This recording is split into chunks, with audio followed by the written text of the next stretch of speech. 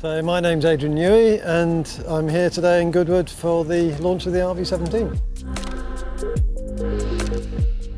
Red Bull Advanced Technologies, we obviously were behind the Valkyrie and that was a great project to be involved in. So then I kind of started to think, okay, well what's next? And didn't simply want to do another similar car, wanted it to be something different.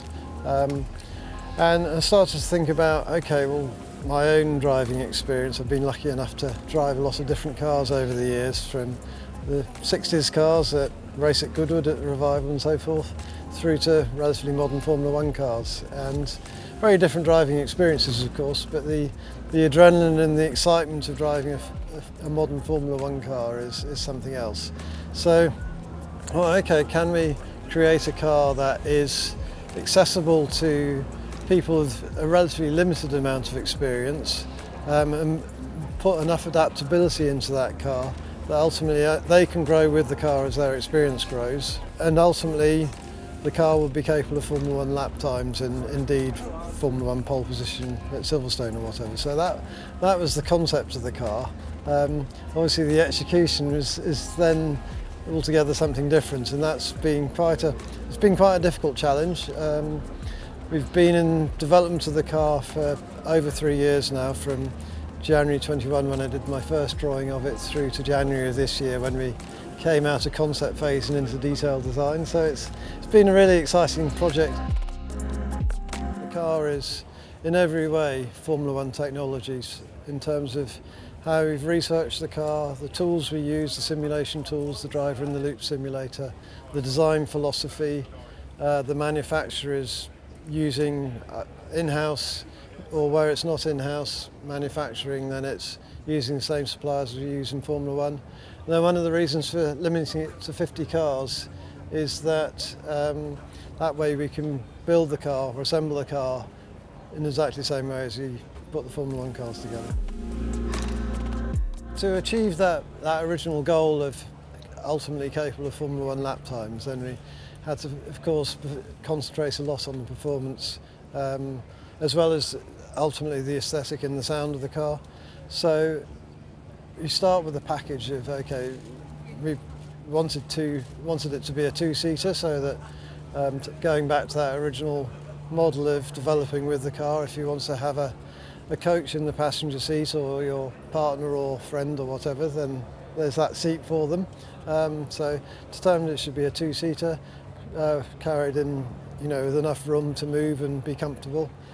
So you start with that. Then the usual things, same as the Formula One, that you in line you've got the occupants, the fuel tank with the battery underneath it, then the V10 engine in this case, the gearbox and the electric motor. And so that kind of gives you a front to back length, particularly as we wanted the gearbox layout to be exactly the same as the Formula One car, so all the gears are carried longitudinally in front of the axle for aerodynamic and polar moment reasons. And then you have a target weight distribution, which then sets your front axle position. And so that gives you the basic layout of the car. From that, if you like, package shape, then you start to develop the aerodynamics. The initial concept for Valkyrie started in 2013, so this was therefore 8 years later when we started on it. We're a much more mature team, so the same team that was involved in Valkyrie has grown and developed through the years and has then been onto this car, so we're more experienced, let's say. But I think it's as I say, the goal of the car was different, and therefore the end product is very different as well.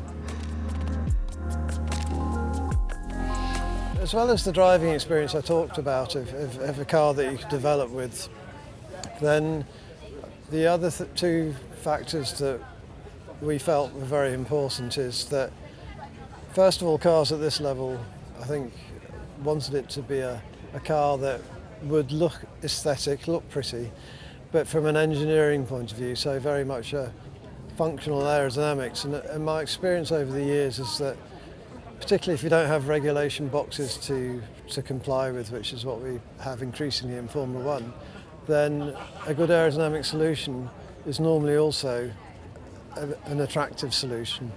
And indeed, if you kind of look in general life, you look at Spitfire or the Bluebird record car or Concorde or whatever, those vehicles are all vehicles that were designed as aerodynamic objects, engineering objects, but they're beautiful in their form. And this was very much the same approach. There's no, if you like, styling on the car that doesn't have a function, but hopefully, and it's obviously in the, it's individual taste styling, of course, but hopefully the form that has been a good aerodynamic form is also an attractive form.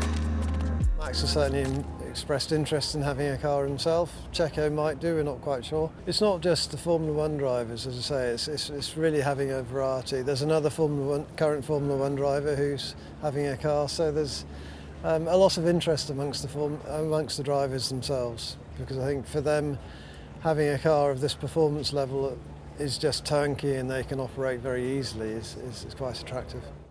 So, but it's always slightly nervous moment showing the car to the public for the first time. And as far as I know, there seems to be lots of smiling faces, so hopefully that means it's well received.